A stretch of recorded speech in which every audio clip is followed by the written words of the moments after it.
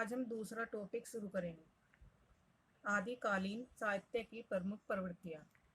Question number 1, किस विद्वान ने हिंदी साहित्य के प्रारंभिक काल को वीर गाथा काल नाम दिया?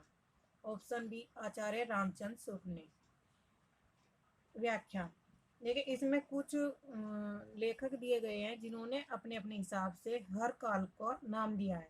जैसे डॉक्टर गिरियसन ने चारण काल, मिस बंधु ने प्रारंभिक काल, डॉक्टर गणपति चंद्र गुप्त ने प्रारंभिक काल, आचार्य रामचंद्र शुक्ल ने वीरगाथा काल, राहुल साकृत्यायन ने सिद्ध सामंत काल, महावीर प्रसाद द्विवेदी ने बीजवपन काल, विश्वनाथ प्रसाद मिश्र ने वीर काल, हजारी प्रसाद द्विवेदी ने आदि काल और डॉक्टर राम कुमार वर्मा ने चारण काल या संधि काल नाम दिया है। क्वेश्चन नंबर 2, आदिकाल के नामकरण से संबंधित कौन सा युग अशुद्ध है? यानी कि इसमें कौन सा ऑप्शन गलत बताया गया है? ऑप्शन ए ही गलत है। बीजपन काल जो मिश्र बंधु दिया गया है इसमें गलत है। बीजपन काल जो दिया है, बाकी इसके तीनों ऑप्शन ठीक है। हिंदी साहित्य के प्रथम काल को वीर काल किसने कहा? तो ऑप्शन सी, विश्वनाथ प्रसाद मिश्र ने। हिंदी के प्रारंभिक काल को वीर गाथा काल का नाम किसने दिया? ऑप्शन ए, आचार्य रामचंद्र शुक्ल ने। आदिकाल को वीर गाथा काल किसने कहा? आदिकाल को वीर गाथा काल किसने कहा? ऑप्शन सी, रामचंद्र शुक्ल ने। क्वेश्चन नंबर 6, हिंदी साहित्य के आदिकाल के लिए सिद्ध सामंत युग नाम इनके द्वारा दिया गया है? ऑप्शन डी, राहुल साकृत्यायन ने। क्वेश्चन नंबर 7, आदिकाल को सिद्ध सामंत युग कहा है? डॉक्टर गिरियसन ने। ऑप्शन ए, हिंदी साहित्य के आदिकाल को सिद्ध सामंत युग, क्वेश्चन रिपीट है, ऑप्शन सी है इसमें। क्वेश्चन नंबर 9, आदिकाल हिंदी साहित्य को सिद्ध सामंत काल कहने वाले? Option D, Rahul Sankrityayan. आदिकाल को बीजोपान काल नाम देने वाले लेखक? Option C, Acharya Mahavir Prasad Dwivedi. Option C. Question number 11, आदिकाल के लिए बीजपन काल नाम किसने दिया? ऑप्शन सी, महावीर प्रसाद द्विवेदी ने। आदिकाल को, question repeat, Mahavir Prasad Dwivedi. Option D, आदिकाल का वीर काल नाम Vishwanath Prasad. C, option C, Hindi साहित्य के प्रथम काल को आदिकाल का नाम किसने दिया? Option B, Hazari Prasad Dwivedi. Question number 15, निम्नलिखित नाम कौन सा नाम आदिकाल का नहीं है? तो ऑप्शन बी, गदकाल, ये आदिकाल का नहीं है। क्वेश्चन नंबर 16, आदिकाल को प्रारंभिक काल नाम किसने दिया था? तो ऑप्शन बी, मिश्र बंधु ने। क्वेश्चन नंबर 17, आदिकाल को आधार काल किसने माना या किसने कहा? Option C, doctor Mohan Awasthi ने। क्वेश्चन नंबर 18, इसमें मैचिंग इतिहासकार और नामकरण दोनों का मैचिंग दिया गया है, जिसमें आचार्य रामचंद्र शुक्ल ने किस नाम से जाना है? तो इसमें है वीर गाथा काल, डॉक्टर हजारी प्रसाद का आदिकाल, राहुल साकृत्य का सिद्ध सामंत काल, मिश्र बंधुओं ने प्रारंभिक काल। इसलिए ऑप्शन हमारा हुआ इसमें डी। व्याख्या, आचार्य रामचंद्र शुक्ल वीर गाथा काल, डॉक्टर हजारी प्रसाद द्विवेदी ने आदिकाल, राहुल साकृत्यायन ने सिद्ध सामंत काल और मिश्र बंधु ने प्रारंभिक काल। क्वेश्चन नंबर 19, इनमें से किस साहित्य इतिहासकार ने अपने इतिहास ग्रंथ में हिंदी के गद्य साहित्य को गद्य का आविर्भाव, गद्य का प्रवर्तन, गद्य का प्रसार और गद्य की वर्तमान गति नामक खंडों में विभक्त करके विवेचित किया है? ऑप्शन सी, रामचंद्र शुक्ल।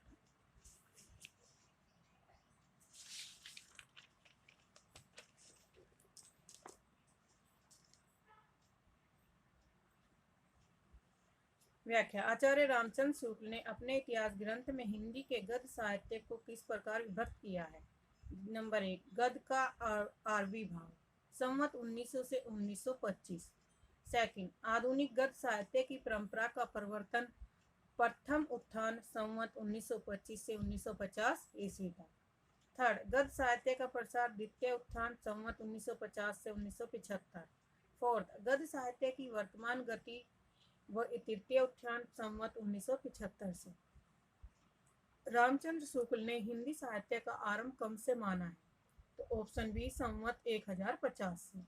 व्याख्या: आचार्य रामचंद्र शुक्ल ने हिंदी साहित्य का आरंभ 1050 से माना है। हिंदी साहित्य के 900 वर्ष के इतिहास को 4 भागों में बांटते हुए आचार्य रामचंद्र शुक्ल ने उसका नामकरण किया, जिसका विवरण निम्नलिखित है। जैसे आदिकाल को ही वीर गाथा काल के नाम से भी जानते हैं। संवत 1050 से 1375। पूर्व मध्यकाल को भक्ति काल के नाम से जाना जाता है, जो संवत 1375 से 1700 विसंवत। उत्तर मध्यकाल को रीतिकाल के नाम से भी जानते हैं, जो संवत 1700 से 1900 विसंवत। आधुनिक काल को गद काल संवत 1900 से 1984 विसंवत है। Question number 21, doctor Ramkumar Verma ने हिंदी साहित्य का आरंभ कब से माना है? ये ऑप्शन ए 693 ईस्वी से। व्याख्या: डॉक्टर रामकुमार वर्मा द्वारा विरचित हिंदी साहित्य का आलोचनात्मक इतिहास सन 1938 ईस्वी में प्रकाशित हुआ था। इसमें उन्होंने एक विशेष कालखंड सन 693 से 1693 ईस्वी तक रचित हिंदी साहित्य का विवेचन किया। विवेच्य ग्रंथ 7 प्रकरणों संधिकाल, चारण काल, भक्ति काल की अनुक्रमणिका, भक्ति काल, प्रेम काव्य, राम काव्य, कृष्ण काव्य में विभाजित है। अतः इस आधार पर डॉक्टर वर्मा हिंदी साहित्य का आरंभ 693 ईस्वी से मानते हैं। क्वेश्चन नंबर 22, बौद्ध धर्म से जुड़े हुए साहित्य की भाषा क्या है? तो ऑप्शन डी पाली। व्याख्या: प्राकृत भाषा के विविध रूप हैं। उनमें पाली प्राकृत का संबंध बौद्ध धर्म के ग्रंथों से है और अर्धमागधी का संबंध जैन धर्म के ग्रंथों से। अर्धमागधी का संबंध किससे? जैन धर्म के ग्रंथों से। जहाँ बौद्ध धर्म का प्रचार हुआ वहाँ पाली भाषा पहुंची, और जहाँ जैन धर्म के साथ अर्धमागधी प्राकृत भाषा और साहित्यिक महत्वपूर्ण की तुलना में पश्चिम से अधिक प्राप्त है, इसमें विशेष रूप से महाराष्ट्री प्राकृत का प्रधान रूप है। क्वेश्चन 23, निम्नांकित में से अपभ्रंश प्रभावित हिंदी रचना कौन सी है? भट्टेश्वर बाहुबली रास की। Option C. व्याख्या: अपभ्रंश में रास नामक पहली सरस कृति भट्टेश्वर बाहुबली रास 1184 ईस्वी है। मुनि जिन विजय ने इस ग्रंथ को जैन साहित्य की रास परंपरा का प्रथम ग्रंथ माना है। इसकी रचना शालिभट्ट सूरी ने की थी। शालिभट्ट सूरी ने पंच पांडव चरित्र रास की भी रचना की थी। खुमान रासों के 43 छंद प्राप्त हुए हैं। इस काव्य के कवि का नाम तो अज्ञात है, परंतु एक स्थल पर दलपति विजय शब्द देखकर आलोचकों ने अनुमान लगा लिया है कि दलपति विजय ही खुमान रासों का कवि है। ढोला मारूरा दुहा के कवि कलोल हैं। ढोला मारूरा दुहा अपने मूल रूप में उपलब्ध नहीं है। यह लोक काव्य दुहाबंद था और मौखिक परंपरा में सुना गाया जाता था। क्वेश्चन नंबर 24, अपभ्रंश प्रभावित हिंदी रचना कौन सी है? ऑप्शन ए भट्टेश्वर बाहुबली रास की। क्वेश्चन नंबर 25, शालिभट्ट सूरी की रचना का नाम? B, option B Bhatteshwar Bahubali. Question number 26, Panch Pandav Charitra Ras के रचयिता हैं? Option A शालिभट्ट Suri. 27, 11वीं शताब्दी में रचित लोक भाषा काव्य है? डी, ऑप्शन डी ढोला मारूरा दुआ।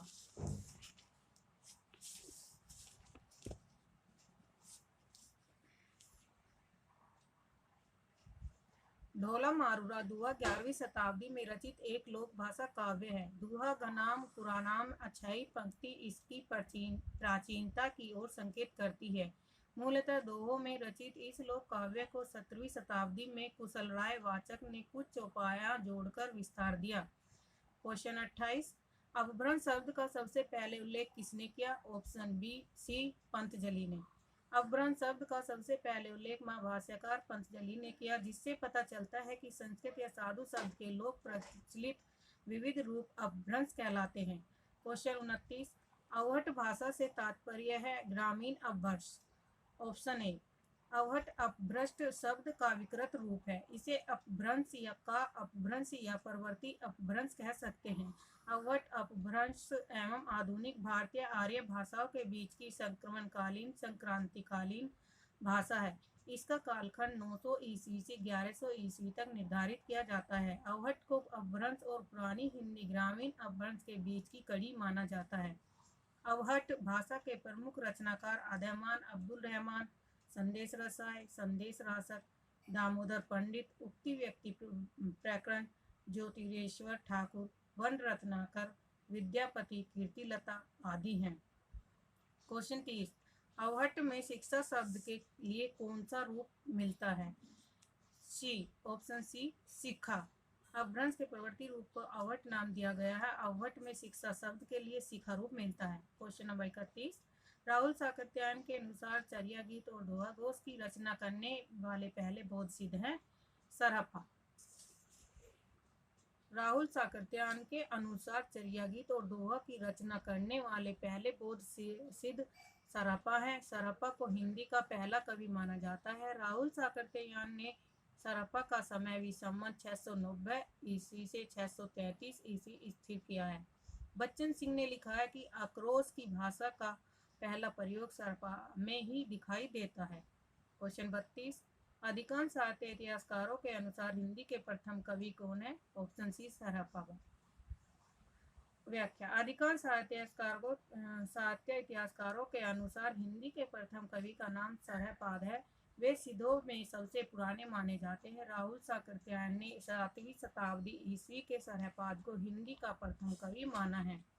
उनका मूल नाम राहुल भद्र था और उनके सरहपा, सरोजध्वज, पद तथा पदव्रज नाम भी मिलते हैं। वे बौद्ध धर्म की वर्जियान और सहजियान के प्रवर्तक तथा 84 सिद्धों में से एक थे। उनकी कविता में अपभ्रंश का साहित्यिक रूप छूट गया तथा बोलचाल की भाषा जो आरंभिक हिंदी है प्रयुक्त हुई। सरहपावाद की रचनाओं का संपादन राहुल साकत्यायन ने दोहा कोश नाम से किया। अन्य महत्वपूर्ण तथ्य, डॉक्टर गणपति चंद्र गुप्त ने शालिवद सूरी को हिंदी का प्रथम कवि माना है। डॉक्टर रामकुमार वर्मा ने स्वंभू को हिंदी का प्रथम कवि स्वीकार किया है। हिंदी के किस इतिहासकार के मतानुसार शालिवद सूरी हिंदी के प्रथम कवि है? तो ऑप्शन ए, गणपति चंद्र गुप्त। सिद्धों का प्रथम कवि कौन है? तो ऑप्शन ए, सरहपा। सिद्धों में सबसे पुराने कौन है? सरहपा। Option B.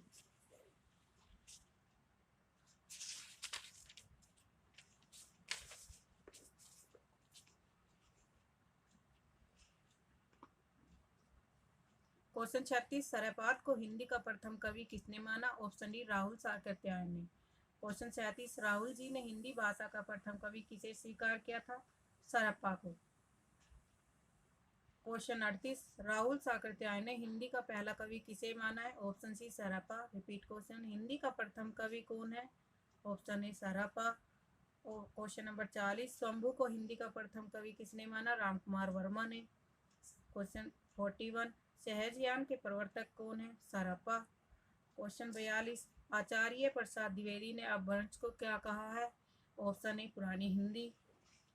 व्याख्या, आचार्य आचार्य प्रसाद द्विवेदी ने अपभ्रंश और हिंदी के संबंध में यह मत व्यक्त किया है कि इस प्रकार 10वीं से 14वीं शताब्दी का काल, जिसे हिंदी का आदिकाल कहते हैं, भाषा की दृष्टि से अपभ्रंश का ही बढ़ाव है। इसी अपभ्रंश के बढ़ाव को कुछ लोग उत्तरकालीन अपभ्रंश कहते हैं और कुल लोग पुरानी हिंदी। 12वीं शताब्दी तक निश्चित रूप से अपभ्रंश भाषा ही पुरानी हिंदी के रूप में चलती थी, यद्यपि उसमें नए तत्सम शब्दों का आगमन शुरू हो गया था। इस प्रकार वे अपभ्रंश को हिंदी से अलग रखना चाहते हैं। फिर भी उन्होंने अपभ्रंश के उत्तरकालीन साहित्य को आदिकाल की सामग्री मानकर उसका विवेचन किया। रामचंद्र शुक्ल ने पुरानी हिंदी को ही प्राकृताभास हिंदी या अपभ्रंश कहा है। क्वेश्चन 43, प्राकृताभास हिंदी से आशय है? ऑप्शन डी, अपभ्रंश। 10वीं से 14वीं शताब्दी के साहित्य को किस विद्वान ने आदिकाल के अंतर्गत रखा है? ऑप्शन डी, हजारी प्रसाद द्विवेदी ने। अपभ्रंश को पुरानी हिंदी सर्वप्रथम किसने माना है? Option B, Chandradhar Sharma Guleri.